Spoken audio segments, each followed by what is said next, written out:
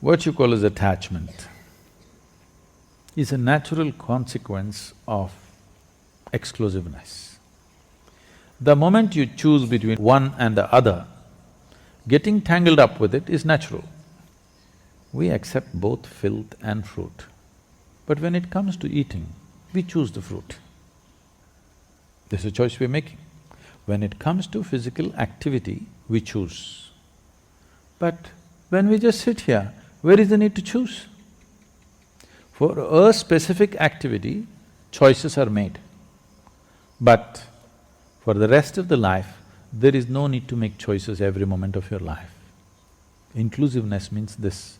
Inclusiveness does not mean you have lost your discriminatory sense. You have your discriminatory sense. Your discriminatory sense is useful only for performing action, not for being here.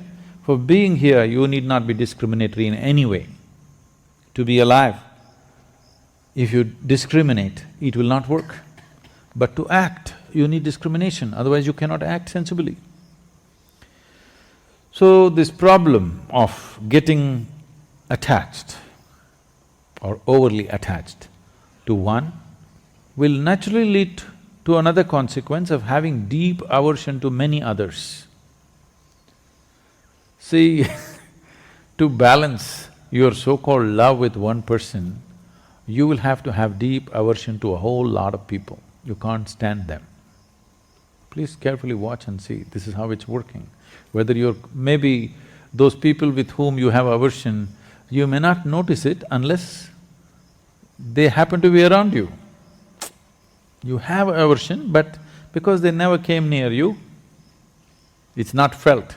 But if they happen to come here, you will feel it, because this balance is always happening. Now, your expectations about people, this is not just about people, this is everything. What is the source of all human misery on the planet?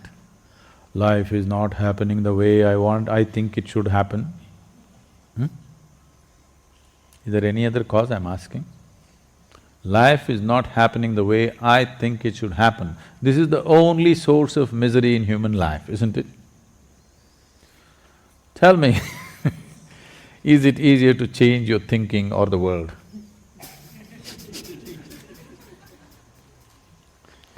Changing your thinking is very easy, isn't it?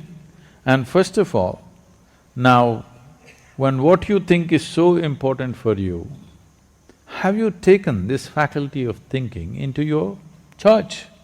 No, you're in a state of mental diarrhea. If everything that happens in your thoughts come true in your life, you're finished. Fortunately, they're not coming true.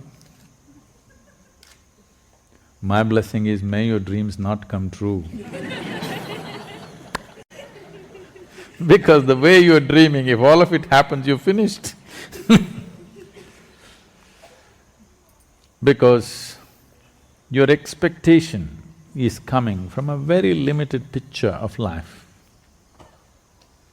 If you want your life to yield in a maximum way, even in material life, I'm saying, in a maximum way, I'm not talking about some spiritual dimension, just in your material life, if you want to yield maximum in this world, no expectations. You know Shunya meditation? No expectations. No expectation does not mean you don't have an orientation. It is just that you don't… every moment you don't go about calculating, oh, I didn't get what I want, I didn't get what I want did not happen. No, it's just that if you want to move in this direction, how far you will go will depend on how much gas you have, isn't it? And if you have expectation, you are wasting all your gas in simply revving up the engine all the time and you won't go far.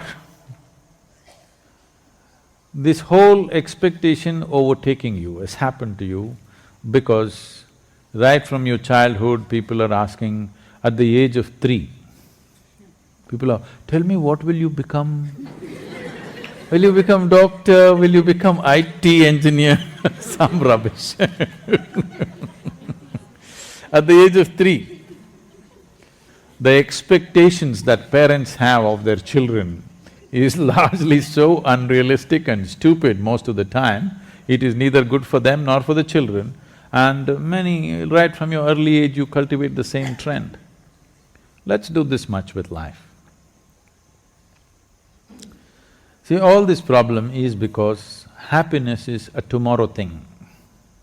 You understand? Why your expectations have such powerful grip on you is, happiness is a tomorrow thing, never a today thing. Because only if this and this happens, I will be happy. Now, as you get more miserable, as this and this gets little more away from you every day, instead of coming closer if it's going away, as you get more miserable, the power of the expectation becomes stronger and stronger. Right now, let's say you're really blissed out, but you want this to happen.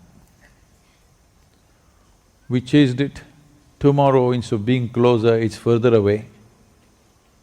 It won't create any great amount of suffering, it will not. It will not create any suffering because you're joyful.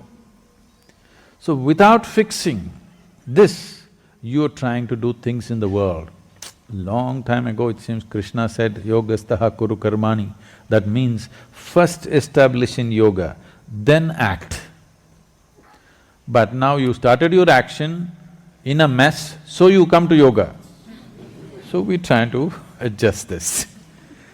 You're still a young person, you do this much, forget about what you want in the world, from yourself, from the people, from the world. What you want, drop it.